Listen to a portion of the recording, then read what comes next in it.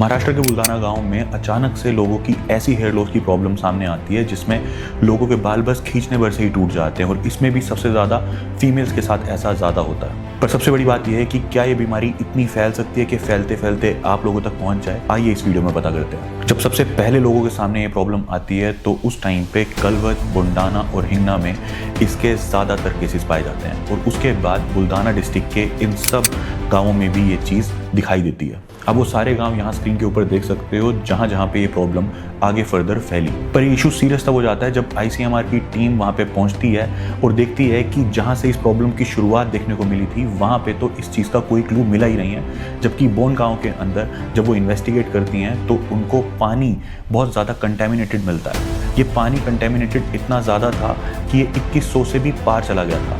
अगर आप ये जानना चाहते हो कि 2100 कितना ज़्यादा होता है तो आप ये मान के चलो गंदे से गंदा पानी भी इंडियन गवर्नमेंट स्टैंडर्ड के हिसाब से इतना सेट किया हुआ है कि 2000 से गंदा पानी नहीं होना चाहिए।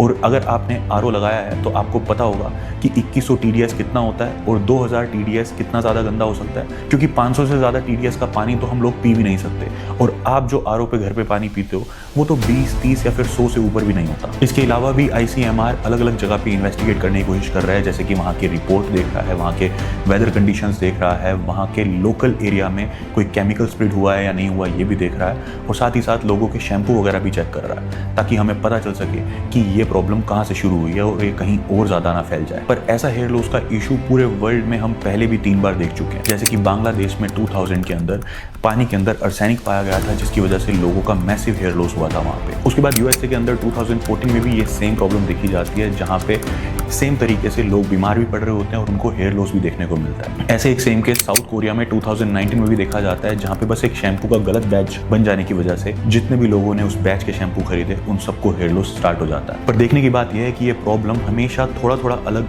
रीजन लेके सामने आई है, जैसे कि कई बार आर्सेनिक पानी में ज़्यादा था या कई बार शैम्पू गलत बन गया था या फिर कई जगह पे बीमारी ज़्यादा और साथ साथ में हेयर लॉस देखने को मिला था। पर एक चीज़ इन सब में कॉमन थी कि जितनी बार भी ये हेयर लॉस की प्रॉब्लम देखने को मिली है अलग अलग रीज़न की वजह से, वो एक लिमिटेड एरिया के अंदर देखने को ही मिली है और वो उससे बाहर आज तक नहीं गई। हम इस चीज़ से ये अंदाज़ा लगा सकते हैं कि अब की बार भी बिल्कुल ऐसा ही होगा और ये प्रॉब्लम वहाँ से बाहर नहीं निकलेगी। पर प्रॉब्लम कुछ और भी हो सकती है क्योंकि आईसीएमआर की अभी तक कोई भी रिपोर्ट नहीं आई है। अगर आप इस प्रॉब्लम को सीरियस समझते हैं तो आईसीएमआर के सिर्फ एक ही चीज़ अभी तक हाथ लगी है, वो है ज़्यादा TDS वाला पानी। और अगर आप इस चीज़ से अपने आप को बचाना चाहते हैं तो कुछ दिन के लिए अच्छे से अच्छे पानी से अपना सर धो सकते हैं, नहाने का इंतज़ाम कर सकते हैं।